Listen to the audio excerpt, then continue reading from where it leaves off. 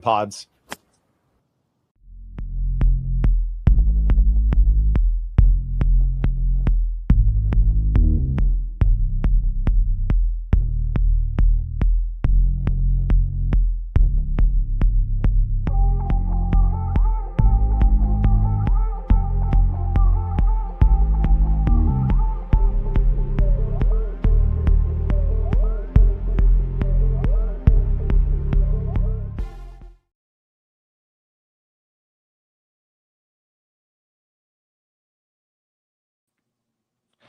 Welcome, ladies and gentlemen, to post-round coverage of the first round of the Open Championship at Royal Birkdale.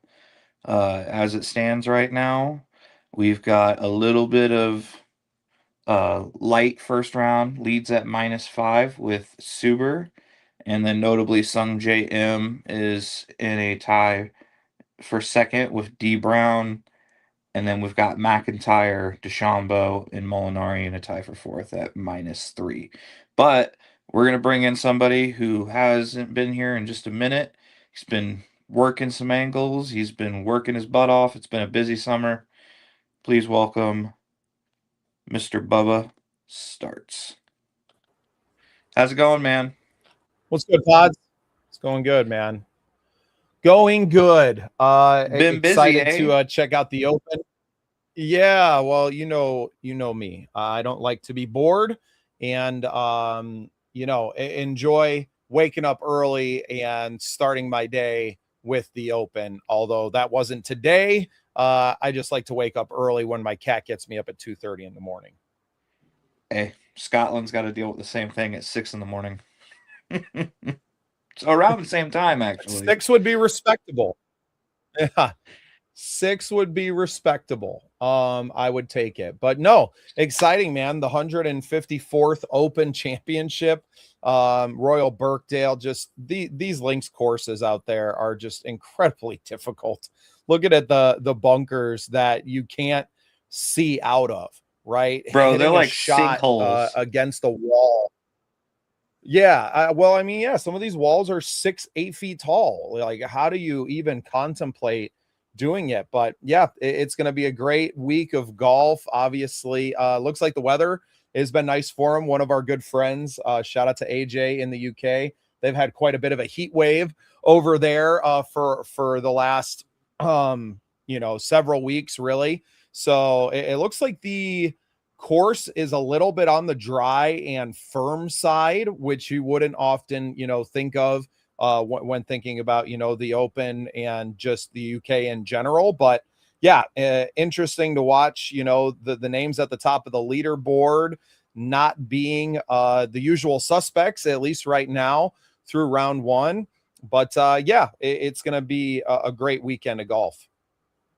As things stand right now, DeChambeau is actually tied for fourth at -3 with Robert McIntyre and Franco Molinari. And then you got Sung J M. He's at -4 in T second. And then you've got in first place, make sure I don't get his first name wrong, Jackson Suber. He's actually ranked 115th in the world right now. So he's had or in the PGA Tour / world. So he's had a very good start to his Open Championship. If he can manage to put together a couple good rounds, could do a lot for his stock. Yeah, well, and just kind of glossing over the leaderboard here. Obviously, the leader being at -5. That's you had one good day. Can you go put together a few more of those? 3 right? more. Going to be tough to hold on this. I mean, nobody's really. Yeah, and nobody's out of this, right? Morikawa and Young also tied fourth. Scheffler's down there Scheffler at 2 under, tied 14th, right? Schauffele's in that group. Alex Fitzpatrick, right, is at -1. John Rahm at 1 under. Tommy Fleetwood at 1 under. So a lot of guys are in play here. Any notables that are kind of on the outside looking in as it sits right now? Rory. Gary Woodland had a tough day. JJ Spawn's Where did Rory even, so shoot? he's on the outside looking in at Rory's at T40. 3 over, not great.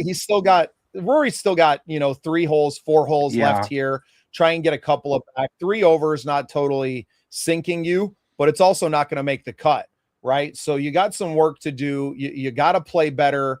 Matt Fitzpatrick at 2 over as well. And so Last some week's guys that are winner, definitely Tom going to have to Kim, also do. even.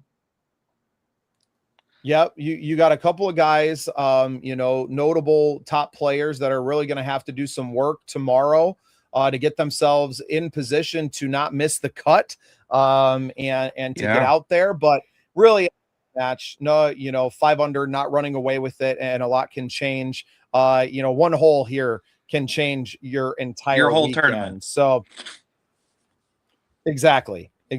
So it's going to be exciting. Was just kind of catching up on some highlights, and these although the greens look to be firm, these guys are sticking it pretty close to the pin when they're able to drop it in there. So going to be really interesting to see if that hot, dry weather kind of has any effect over the course of the weekend as there's more and more out there.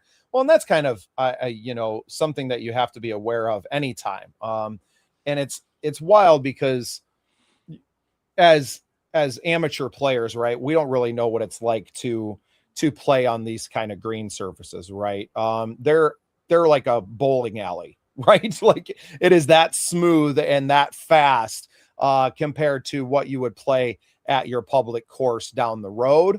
So it's hard to imagine what that'd be like, especially when you start talking about some of the elevation changes and the way that these greens are shaped at Royal Birkdale. But great weekend of golf coming up here. And yeah, one round almost in the books. A few guys left out there yet to finish, and hoping that at Rory least they're can not come dealing around and with shave a few green more strokes speeds off. like Aramink at the PGA Championship when Bryson had a 2-foot putt that Aronimink. went 40 feet down the green. Yeah, Aronimink, that was brutal. That was a tough weekend for everybody. Well, and I didn't really get to jump on with you and just to kind of address something that you covered in your coverage of the Scottish Open too, with Scotty Scheffler missing his first cut in 78 events. And I wonder if this weekend wasn't playing in his mind, right? And you at first, I mean, you have to address the travel, right? I mean, these guys travel all the time, but you're now traveling internationally. There's going to be a fair amount of jet lag, even if you were able to land, 3-4 days early and get your practice rounds in. There's still an effect that has. You're on the other side of the world, 6 hours ahead of where I am here in Central Time. And not that these guys aren't accustomed to traveling throughout the US and kind of bouncing around, but there's something to it. And I think the pressure that you're going to put on yourself with wanting to go win that major the next week. I'm not making excuses for Scotty, but it's hard to imagine that it wasn't playing in the back of his mind and kind of thinking ahead rather than kind of taking care of the task at hand. I don't think he was treating the event super seriously before going into the Open. I think he was looking forward a little bit, and that cost him because it's not like he missed the cut because he shot 2 over. He missed the cut at even par because the cut was 2 under. And then the other right, it's thing not that too, he played particularly bad, just not as sharp as he needed to. Average. He was playing even golf. He played scratch golf, and that wasn't enough. But one thing I touched on with Scotty too is I think with the position that he's in right now, having missed that cut, he went straight over to Royal Birkdale after that. So he's had more time there than some other players. I think he's been there now for like 8 days. Counting to today now, it's 9 days. He's -2. He's 14th. He's only 3 shots back from the leader. Maybe missing that cut, having that pressure taken off of him now. Like there's no more expectation of continuing the streak or anything like that. Maybe now this is what Scotty Scheffler needed to get back to what was making Scotty Scheffler win. You know, he has. Well, and can you turn it into a positive? Not saying that he missed the cut on purpose, but can you take advantage of those 2 extra days of practice time? We saw how it, helped a Rory McIlroy with the Masters, being able to be down there and playing at Augusta, for really a week or more, and playing the course and kind of getting that extra time out there. Obviously, it is a huge, advantage to anyone that has the opportunity to do so. So not saying that he like threw the Scottish Open and, what wasn't even trying to make the cut necessarily, but definitely taking it and, kind of throwing up his hands and going, it's, the streak. I mean, he wasn't even close to Tiger's record, right? So it doesn't 142. really matter. Are things like that really, was that? What was Tiger's record? 142 events without missing a cut. All right, so he wasn't even halfway there, or just over halfway there, right? The way yeah, that my PGA the way that the PGA Pro at my home course put it, especially with the way that Tiger's schedule was, is he basically played about 17 to 20 events a year. And he didn't miss the cut for basically 2000 to 2010. So he had a 9-year stretch, 10-year stretch of not missing the cut, which is nuts. Like that, yeah. I don't think that's ever going to be touched. And I don't think that, no, and I don't think that Scottie Scheffler particularly cares about missing the, like, who cares? How many did you win? Right? That's all anybody is truly going to care about at the end of the day. How many did you go out and win? And really, that's what sets Tiger apart from the rest of the greats, is the fact that he did win so many. He did win the majors. He did, like, he has the the trophies, the on the wall, right? And that is way more important than just making the cut for a decade. Yeah. So, yeah, I would like to see it play out for him now, right? It's all for naught if you don't go out here and make a good showing at the Open and come away with a win. I mean, that's really what it's about. And he needs to get back to the winning ways. And I know he's finished, second place a couple of times now and has been, top 5, which, I mean, most guys are happy about, but you're talking about someone who regards themselves as, and I think it is regarded by others as, one of the best in the world. You don't get a lot of credit for finishing top 5 or finishing second place, right? Especially when you finish second place and then get cut the next week. That's not good trajectory. Right. Well, I don't think anybody's going to look back and be like, oh, Scotty lost it because he missed a cut. I just don't, I don't believe that. I think that there's obviously probably a mental strain to it as well. When you win as much as he did early in his career and really coming out and, really being on fire, right? From the collegiate ranks and then getting out onto the tour, there's got to be some fatigue that goes into it, right? This isn't an easy job. We've talked a lot about the financial pressures and the stresses of the tour in general, and not that Scotty's, hurting for anything with as many times as he has won, and I'm sure financially he's capable, but there's a heavy toll that it takes on you, and to get so close and then to lose, it's mental. To say lose is to take second and not championship and not be the champion, right? Yeah, there's you worked all the way to get there, and then to lose, in a playoff to the Matt Patrick one, especially. You play, you battle back, or Victor you do Hovland. Everything right to get there, and then a guy, and really, I think the Hovland one hurts a little bit more because of the missed putt, right? Where Matt Fitzpatrick kind of just made he won the other one shot. Where you feel like the last one,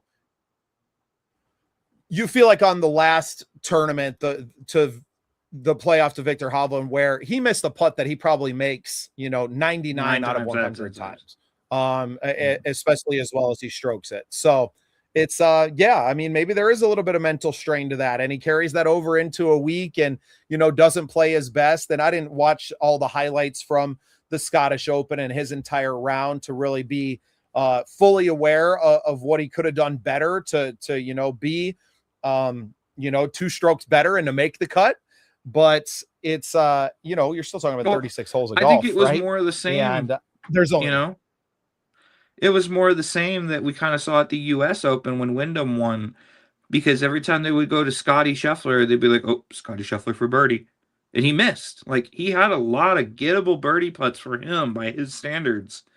And I watched the short time I was over at my father-in-law's, I watched Scotty Scheffler leave 4 birdies on the board. Like, he could have easily won if he'd made any of the shots that he, made any of the putts in like the beginning of the front 9. I think from hole 9 to hole 14, he had and like 5 birdie looks. And it makes you wonder if it's is he just not seeing them and reading them as well? Is it something in the putting stroke that's just a little bit off right now from where it was just a few short years ago, and where it seemed like every time he touched the ball, it went into the hole? What is it? But that's the game of golf. Guys ride these waves, and there's moments where you feel like you can't miss and the tiger vision is working and it's automatic. And then there's other times where you have what you have now. Things are lipping out and it's not that you're even bad. It's that the brakes aren't going your way. You're missing by a dimple, right? A single dimple on the golf ball, and it strays a little bit the other way.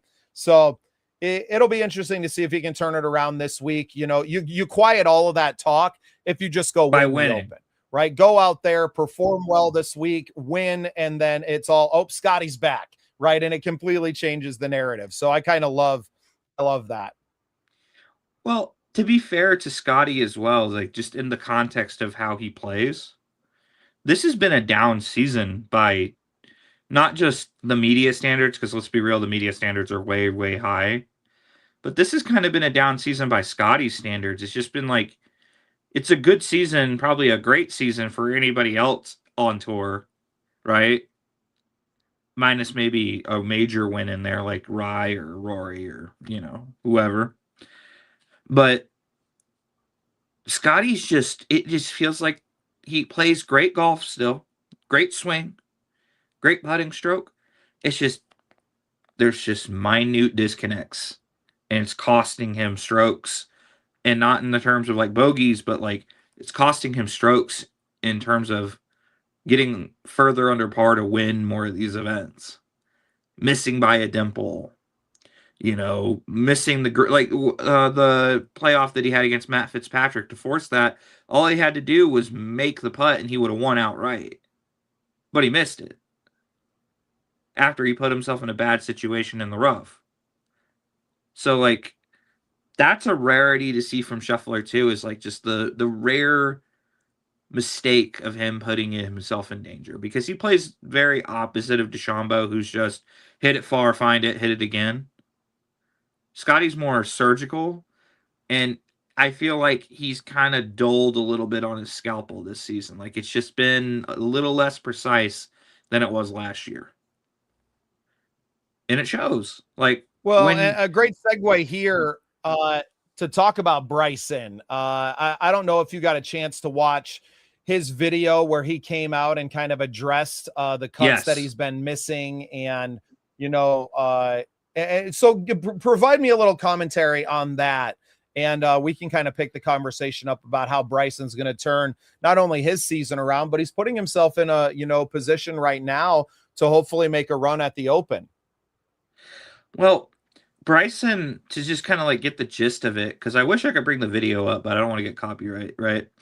So Bryson, basically, he takes you through his mental process of why what he was thinking when he was over the shot, what he was thinking before he even took the shot, the planning of why he was going to put the ball in a certain area at Shinnecock, and basically his thought processes during, before, and after the stroke, like everything just played out for you.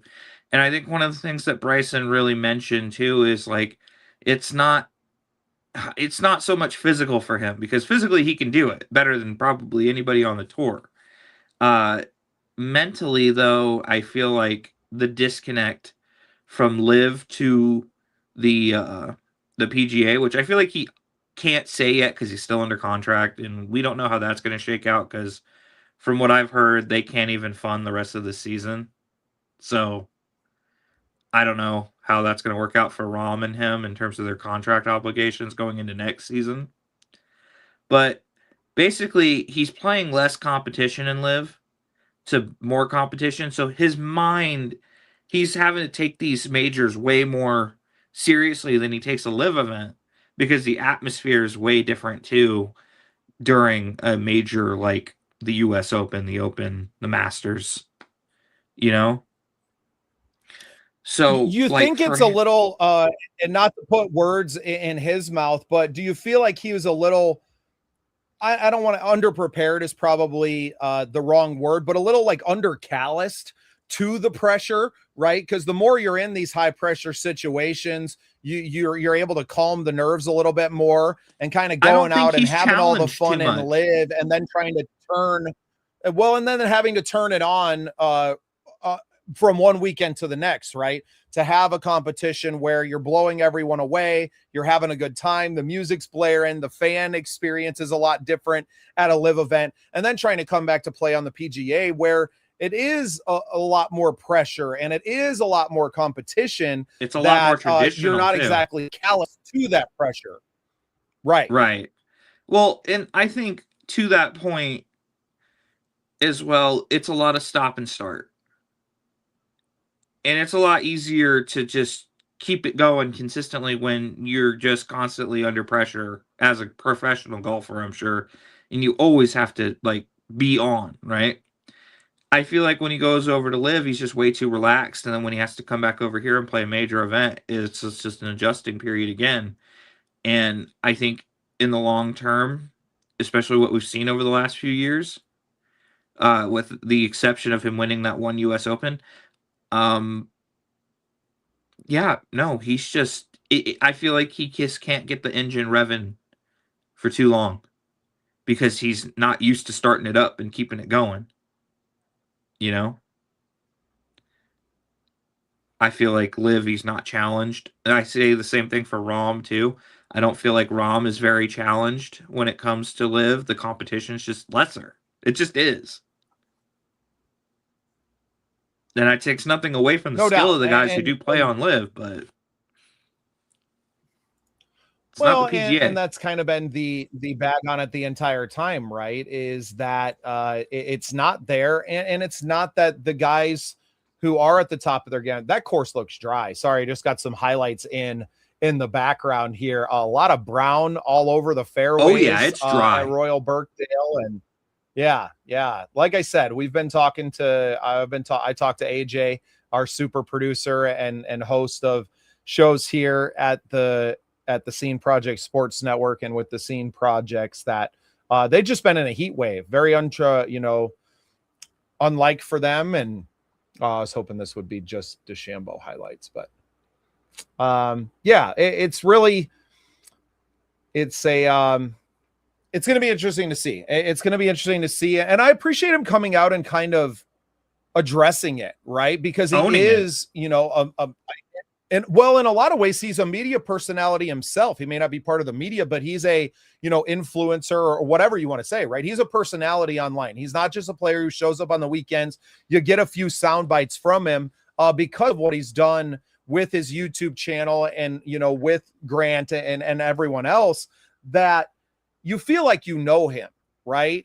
And his fans engage with him in that. So I think it shows a lot of who he is as a man, to come out and to just address it and to say, hey, this is what it is. And I think that fans appreciate that. I know that it's going to be I hope that it's something that more PGA players are comfortable doing and really sharing the behind the player kind of insights and digging into that. I find it to be refreshing rather than just getting, an interview for a few minutes after a good round or, a bad round for that matter too. And so I think it showed a lot of class. It showed a lot of guts to go out there and to just say, hey, I'm not playing my best. Not making necessarily excuses for himself, but, just addressing the elephant in the room. I haven't been good enough. And I need to, go back to the drawing board a little bit and be better and to be better. And now Bryson, he's going out there and proving it, right? Knocking down a couple of big putts here in his round today and bringing that out. He's going to need it. He's going to need it. I'm just going to say this, Bryson, a lot of come back to the PGA Tour, please. You need to. Well, I don't think he's going to have a choice, buddy. He's not going to have a job at Live very soon. So that is what it is. And we'll see if it has any difference on what he on his performance and whether he gets that in. He looks to be a little more relaxed, kind of watching some of his highlights now. I got them on in the background here. He looks relaxed, striking the ball very well, and doesn't seem to be trying to overdo things, right? He doesn't necessarily have to go out there and put on a show for the fans, which I think with the Live contract, and the reason that he's there is to put on a show, right? Like, he's getting the guaranteed money because of the name, because of the person that he is. And in the PGA, he doesn't necessarily need to be, he just needs to go out there and play good golf. And he's proven that he's more than capable of doing that. So can he now make that adjustment? And I think that it was a struggle early in the season with the other majors and some of the tournaments that was going on to say, hey, not able to turn the showman off and to just go play very, mistake-free golf, right? Just go and don't make the big mistake. Because here's the thing, though. It's like, I don't want to watch Bryson play good golf. I want to watch Bryson DeChambeau play top-level DeChambeau golf. Because we all know he has another gear. Let's be real. We've seen it. It's incredible when he hits that fifth gear. So. Yeah, and I know you're a Bryson guy. So nobody wants it so bad. him to do well more than you. And I think that's really awesome. Let's I want to hit a little, we haven't really got a chance to address it since I got back from the Skunked Classic, but we got a little highlight reel video here courtesy of Eagle Eye Media, our guy Paul Schlatthaug, who was out there golfing with us as well. Shout out, Paul. I want to run a little highlight video from our weekend, and we'll come back and finish out the show talking a little bit more about Royal Birkdale and what we forecast here for the rest of the weekend and into tomorrow, and maybe forecasting what the cut line will be. And we'll be right back after a word from our sponsors here.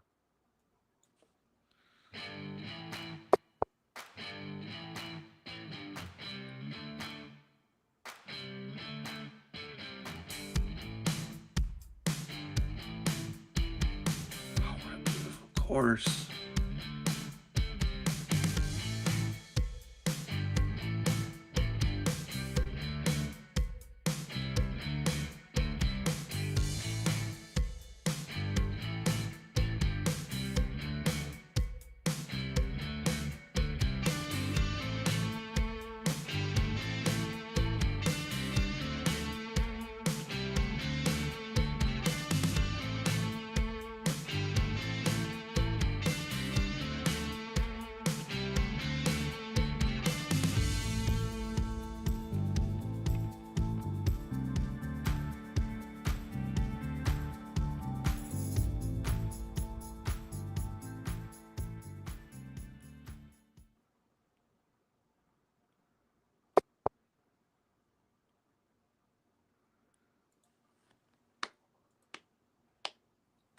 Yeah, what an incredible day it was. Well done, Paul. Well done. Yeah, well, I think he really captured the essence of the day and was able to, trim that down to a 1-minute highlight video for us. Had a great interview with our guy Aubrey, and the fact that they went out there and they organized this entire thing. We're not going to take credit for any of this, but to be a part of the team that got to, bring it out there. Raised over $5,000 for the local school district and their foundation. Just really cool, really awesome to be a part of that. And well worth the 16 hours of driving plus that Danielle and I did to get up there and back. And yeah, just great to meet the Skunked guys in person finally, and had a really great time hanging out with them and really a lot of their friends. It was so cool to be on the course with so many other people repping the brand, right? And having that. And here I better put my hat on. I didn't forget. It's so hot in here. The last thing I want to do is Still jealous, put dog. anything Like on. looking at that course, I wish I could have came out and played that. The thumbs up, the thumbs down, like that was kind of that's fun. great. So that was their 50-50 hole. So you could buy a ticket to enter the 50-50, but you had to put it on the green in order to actually have a chance to win it. Right. So you had a lot of people that bought a ticket, but then didn't make it on the green. And that's why they had the thumbs up, and the thumbs down was thumbs up. You made it on the green. You could celebrate, or thumbs down. It didn't make it. And yeah, Paul is actually the one who won that 50-50. So over $300 that Paul ends up taking home from that hole. And really cool. I kind of teased him a little bit. I was like, the only green you hit all day, and it was worth big money. So, hey, pick your spots. Literally. We had a guy at my my tournament that I played on Saturday. He cleaned up all the closest to the pins, yet had one of the higher scores. So even though he wasn't in contention for like net score stuff, as far as closest to the pins go, he cleaned up like 2 of the 5 par 3s, and he came out with like $95. So yeah, that just happened to be 2 of the only birdies that he shot all day, or at least got close. I don't even know if he made the putts. Maybe he's just an awful putter. well, as long as you make par, you still qualify for closest to the pin. Oh, wow. So you not only do you got to stick it on there, and then you have to save your par. Yeah. And if you get a bogey, it doesn't count. Wow. Yeah. Tough. A little extra pressure stuff. there. Yeah. A little extra pressure. It's like, hey, great, you got here, but can you putt though? Well, and talk about pressure. This was your first time playing in a competitive tournament. Everything I know was handicapped. I don't know if they did, different flights and different scoring, or that if it was, top winner takes it all with the handicap. But tell us a little bit about the tournament. I'd love to hear some more. I know that you mentioned a little bit on your coverage of the Scottish Open, but this is the first time that we've had together on camera to talk about it. Oh God, dude, it was nerve-wracking, right? So I get there, it's 7:15 in the morning, and I get there to check in because like I want to be one of the first ones, check in, get some putts rolling on the putting green, and I thought I was going to be one of the first ones there. I show up, it's early check-in time. I'm there, it's like 7. Golf course has not even been open for 30 minutes, and there's 30 people already within carts, in the pro shop, on the putting green. Like, I'm like, oh my God. And then it's just like that pressure, that nerves that just, I haven't even put a golf ball yet. I haven't taken a practice swing or nothing. And I just feel it like in the pit of my stomach, like, oh God. Like my hands started to get a little clammy. And then I tried to distract myself. I'm like, all right, let me try and call John because, we need to shout out Mr.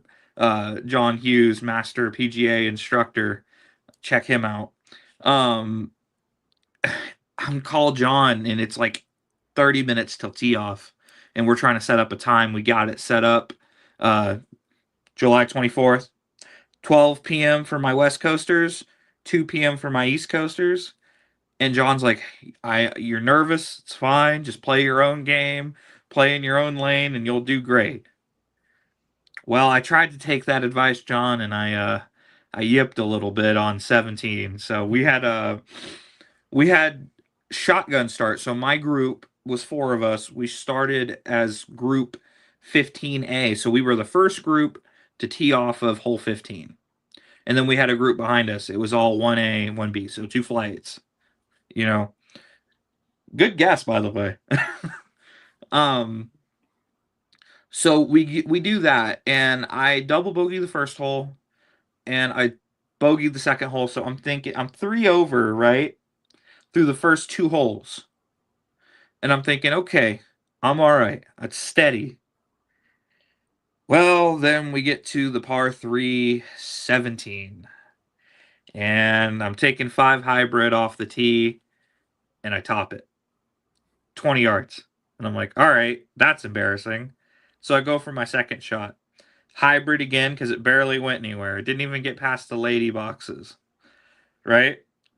So I go to hit it again, top it again, and I'm sitting there like I'm already melting in my mind. I'm melting down. I'm like, oh my God, I'm doing this in front of people, and this is, I'm like dying on the inside, you know?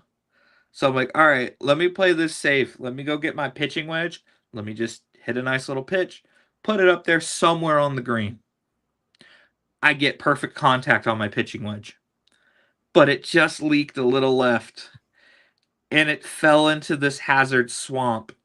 I didn't know you could take an unplayable and just take the stroke penalty and come out and drop. So I go into this swamp. You know how you're talking about those like 8-foot lips and stuff? I was right in front of a 6-foot lip to get back up to the green. And it's muddy, it's soft, and I'm like sitting down there with my wedge and I'm like, oh, man, how am I going to get this up here? And I open my face all the way and I try to get through the mud. And it literally pops up and it lands on the edge of the cliff, like in the rough grass. It's just hanging there. So I have to get out, go over, try and find a position to hit it out. So I'm taking a practice swing with my next one to try and hit it out. And I brush over it, you know, like with just air. And it falls all the way back down. That counts as a stroke. So I have to go back down there, hit it back up again. And then this time I just brought out the putter and I just knocked it. And I like croqueted it just onto the green. And I 2-putt from there. And by the time it was all said and done, I had a 9. Ouch. And I crumbled. I was just mentally I felt so mentally small in that moment. I was like, oh. But then the Yeah, rest of well, the and day was maybe great. this is a lesson for you as well to know your rules, because then you could have taken that drop and saved yourself a ton of trouble in there, got yourself in a good position, and that's why I always, several pages that I follow on Instagram are always sharing little tips, especially from the USGA. They're really good about sharing some rules things. And I, a lot of us aren't even keeping score when we're out on the course, people who are fans of this show. So it's not necessarily, you're not paying attention always to the rules, but when you're in this situation, it really helps to know the relief that you can take. I wish they would have let us film more, but I understand because not everybody wants to be filmed in that situation. I really wish they would have let us film a little more because I feel like you guys having to watch me try to struggle out of that would have been just top tier comedic content for the 19th green. Just be like, hey, watch me suffer through this hole. And it sucked because so I went from being 3 over to 12 over, and then I had a really bad hole at a par 5. I had a really solid drive off the tee, but then I had like 260 still to get in, and I'm like, I'm not going to make that, but I'm going to hit 5 wood just to try and get close, right? I hit a perfect 5 wood, but I just pulled it a little bit. My feet weren't where they were supposed to be, and it ends up rolling out of bounds. So instead of hitting 3 from 60, I was hitting 5 from 60 and got it up there 2-putt, triple bogey. When I probably could have escaped with a bogey. So that triple bogey for me popped once, so it was a double bogey. But if I could have managed to just save my bogey, not go out of bounds, or save par, I would have been looking at net birdie, net par. Well, regardless, I'm proud of you for believing in yourself and getting out there and competing. We can throw that one in the trash can and, back to the drawing board and, try harder next time, get back out there for some more practice rounds and keep going. Any highlights from the day? Any birdies and any good pars during your round to really hang your hat on? 7th hole, hardest hole on the course, I made a bogey that was net birdie. So I had an up and down out of the bunker, and I managed to make the putt, and it was about a 7-foot putt with a lot of break on it, and that turned into a bogey net birdie for me. And then I had another tee shot on the par 3-6 that ended up being about 5 yards off the green, but like right next to the hole in that regard. So I had a nice little Texas wedge from there and made par, which was a net birdie. So a lot of that was great.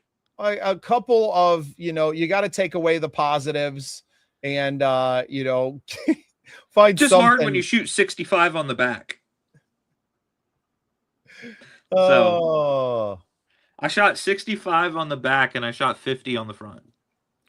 Rory got a stroke back. Plus looks 2. like he's through 16 now, so he's 2 over on the day, with Wyndham Clark and Matt Fitzpatrick both there as well. Wyndham Clark. Yeah, and it looks he's still got a hole left. He's through 17, so he's probably on the 18th tee box right now, or in the middle of the hole. I'm not sure. I just got the leaderboard kind of pulled up. But I have my next tournament, I think, in about a week and a half, 2 weeks, because they do 2. I think they do 2 a month. But I know for sure that the next tournament's early August on the first Saturday of the month. That's called the Ace of the Month. And I'm gonna try to get good enough to where I can win a flight eventually, and then I can represent my my club in club championships. Might take a couple years though. Yeah, hey, that's all right. That's what it's about, is growth. Maybe when I talk to John, he'll give me some tips to speed up the process. You got to get his book, man. Got to get him to send you his book. I was working through it while we were out at the lake. And a huge shout out, like you said, to John Hughes. Hope to do a lot more content with him. But his book and really his pillars to build your golf game on top of. And I wish, actually I do. So I actually have the book right here with me. Instant Golf Improvement by John Hughes, the 6 pillars of golf success. And, it's such a mental game. And, target acquisition is the pillar that I'm on right now. And it's something that I very rarely am thinking about. It's finding, not just, I hope the ball goes in the fairway or in this part or whatever. It's actually selecting something and getting smaller, like your intermediate, intermediate target. So like if I'm aiming at that left bunker, I need to find something that's on that line with that left bunker. So like maybe a divot that's in front of me or a piece of grass, and it helps. It's like dot, boom. Yeah, little tips like that I've never put a lot of thought into on the golf course, but I think it's going to be helpful for me, and look forward to putting some of this into practice over the next few weeks and months as the golf season kind of keeps rolling on here. I'm sorry, John. I'm going to have to email you for your book. I need it. Need it in my life. Inject it into my veins. Gotta have it. Well, and I think everybody could really benefit from having just some tips from a guy who's done it for a long time. He's obviously a PGA master, professional instructor. It's incredible that we get to have conversations with someone like that and have the opportunity to create content in the future with somebody like that. So I'm really happy to be a part of his world and to have him as a part of ours and moving forward. And yeah, hoping that we can kind of scrape it together enough to go down and see him in Orlando while he's doing some filming for the book and bringing that all to fruition. So now, anything you want to cover? Wrong. Correct me if I'm wrong real quick. He's a PGA master instructor. So that means that he partakes not only in giving lessons to others, but also to other PGA instructors of America, correct?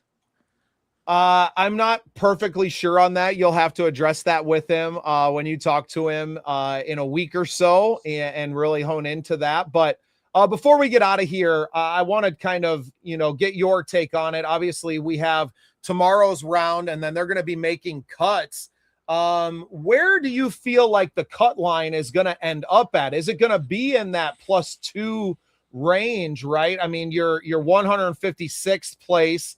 Harrington's at 10 over, and you have a whole lot of guys, tied 87 right now at +2. Obviously, going into tomorrow, I'm gonna say timidly right now, or like very non-committally right now. I want to say +3 is probably going to be closer to the cut come the weekend after the next round, but I wouldn't be surprised if it stays at +2 or drops to +1. It all depends on how the course plays tomorrow, since these guys have already had one crack at it, officially now, not just practice rounds, but officially. Right. Well, and, just kind of forecasting where that would be if that cut line was, say, at a +2, or, you got some, Jordan Spieth at 3 over right now. Cam Smith Jordan at 3 over. Ricky Fowler. Yeah, a lot of guys on this list that could be on the outside looking in if they're not able to improve by a large margin. Justin Rose at 5 over. He's got a really hard day tomorrow just to scratch and claw to try and get himself into position to not be cut. And I think you're right. I think it could end up moving up to 1 over as the cut line. You have so many guys that are at even and 1 over right now. That you would think a lot of them are going to improve their scores. So yeah, you're talking about having to go out if you're somebody, and even Matt Fitzpatrick, Wyndham Clark, and what did it look like? Hold on a second. Did Rory birdie another one on his way out here? I don't see him now in that line. I can tell you right now. Give me just a second. Or did he drop one? Oh, no. Oh, he dropped one. Oh, so back he went to 3? Yep, back to 3. So it looks like he bogeyed 16. Rory's going to have a battle tomorrow. He's going to have to probably go out and shoot a, 4 or 5 under just to make the cut. Just to make the cut. So, yeah, these courses are so difficult. These Open champion. I think because we've seen so much great golf, and especially in our lifetimes, right, with Tiger and Scotty being so good and Rory obviously being so good, we take it for granted how hard it is to win one of these in your career, right? Let alone multiple. Right. So I think a lot of respect to the guys that have done it multiple times and continue to play at a high level, but it's not easy. And, that's why you have to respect a guy like Rory, like Scotty, who have gone out and performed at a high level. Rory, who's done it for a long time, right? And been able to perform at this high level for a decade and a half. It's kind of crazy. Rory's had like 2 Hall of Fame careers in one. Right. Pretty awesome. So yeah, a little bit of a forecast. I will be unavailable for you tomorrow. May be able to join from the lake. We're kind of celebrating my wife's birthday, which is on the 19th. But we may be traveling and we're going to be out of town this weekend again. So you're going to be on your own pods, and maybe we can do a catch up on maybe on Tuesday or when. We'll see. We'll see what the brings, and maybe we'll do a whole kind of. We'll do a recap of the recap. Yeah, I love it. Well, anytime I get a chance to come on and talk golf with you, I really appreciate it, especially as this show and what we do continues to evolve. We're brand new for those of you that are tuning in and starting in this space. You're talking about 2, really awful golfers who just wanted a chance to talk golf and to put our takes out there into the world. We have the ability because of the platforms that I've built with the Scene Projects and now the Scene Project Sports Network to do so. And really excited about the future of the Golf Channel. Obviously, our sponsors at Skunked Golf have been amazing partners of ours, getting to tag along at the Skunked Classic, but some really great coverage coming out in the future, already reaching out to a ton of other tournaments and places that we can kind of tap into and become a part of their coverage teams, and bringing more on the course content to everyone is the goal. I don't know that we've necessarily got to do as much of it as we wanted to in this year. We were a little bit behind the 8 ball and getting a really late start, but the future is very bright for us, and it's going to be fun to kind of look back in 5 years when we are doing kind of what we've envisioned in this year, and we're doing that on a regular basis, and to be like, you know, look at where we started and look at where we are now. Well, It's hey, all I'm going to say is that you might see Bubba, you might see Pods here. We might pop up at some places that you'd be like, what the heck are those hacks doing there? Well, it's going to be a lot of fun. Pods, I'll let you close out your show, man. Thanks for having me on today, brother. I really appreciate it. Hey, thanks for being on, and I hope to see you on Tuesday to do the recap of the recap. So while we get out of here, I just want to say one thing. Thank you again to the guys at the Skunked Golf Company for sponsoring the Scratch Project, and therefore we are able to do these recap shows. Also, if you haven't, please go get John Hughes' book. It is a must. Hold it up for the folks. Get your instant golf improvement with the 6 pillars of the golf success, or 6 pillars to golf success. You got it. This is Bubba Startz. I'm Pods Plays Golf. Until tomorrow, guys, have a good one.